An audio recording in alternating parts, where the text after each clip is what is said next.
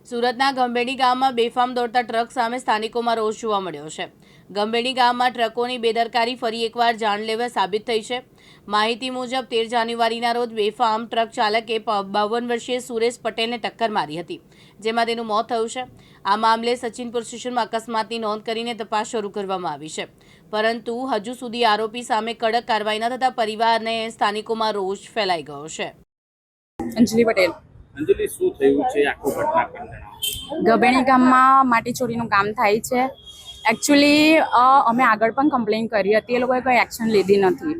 એમાં એકચ્યુઅલી એ લોકો એટલી રફ રીતે ડ્રાઇવિંગ કરે છે, એમાં કેટલા લોકોના એક્સિડન્ટ પણ થયા છે અને ખબર નથી પડી સરકાર કેવી રીતે પરમિશન આપી દે છે। મતલબ આખું માની લો ને, પોલિટિશિયન આખું પૈસા પર જ ચાલે છે। આમાં અમારા જેવા નાના લોકોનું કંઈ આવતું જ નથી। મારા પપ્પા તો ગયા, પણ અમે એવું ઈચ્છીએ છીએ કે હવે ગામના બીજા લોકોને કંઈ થાય નહીં, પણ અમારી કોઈ ફરિયાદ કોઈ લેતું જ નથી। અમે એકવારની કલેક્ટર ઓફિસમાં ફરિયાદ આપી ચૂક્યા, પણ કોઈ એક્શન લેતું નથી। હવે આ બીજી વારની લઈને આવ્યા છે, હવે ખબર નહીં આગળ જોઈએ। અમને કીધું તો છે કે એક્શન લઈએ, પણ ખબર નહીં હવે શું થાય, આગળ જોઈએ। હવે અગર એ લોકો એક્શન નહીં લેશે તો આખું ગામવાળું ત્યાં જઈને તૂટશે, અને એમાં જો પોલીસવાળા કે કોઈ બી સરકારી કર્મચારી આવશે અને એમને કંઈ બી થશે તો જવાબદારી એ લોકોની રહેશે। પછી અમે કંઈ જવાબદારી લેશું નહીં। હવે એ લોકોનું કામ છે કે અમે કમ્પ્લેન કરીએ તો કંઈક તો એક્શન લે કે નહીં લે, તો એ લોકો એક્શન નથી લેતા। લેવું જોઈએ ને બધું। મતલબ તમે કઈ રીતે જનતાનું રક્ષણ કરવાનું તમારું કામ છે, તો તેટલું તો તમે કરી શકો ને।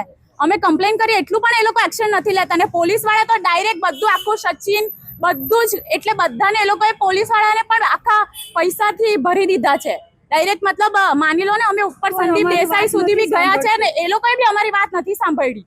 અમે 2 વાર જઈને શું કહે છે ખબર છે, કેટલા પૈસા જોઈએ તમને બોલો?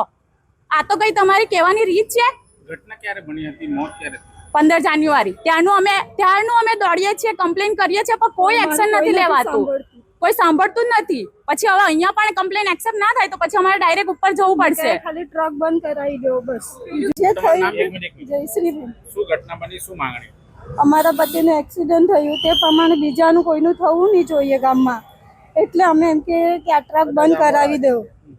બીજું કંઈ નથી માંગતા કે અમારા સાથે થયું તે બીજા સાથે નહીં થવું જોઈએ। કેટલી ફાસ્ટ દોડે છે ટ્રક? બહુ ફાસ્ટ જાય, અંદર એટલે લઈ ટ્રક છે એને ટ્રક ચલાવે એટલે પછી તે એવા ચલો વિઝ્યુઅલ બનાવી।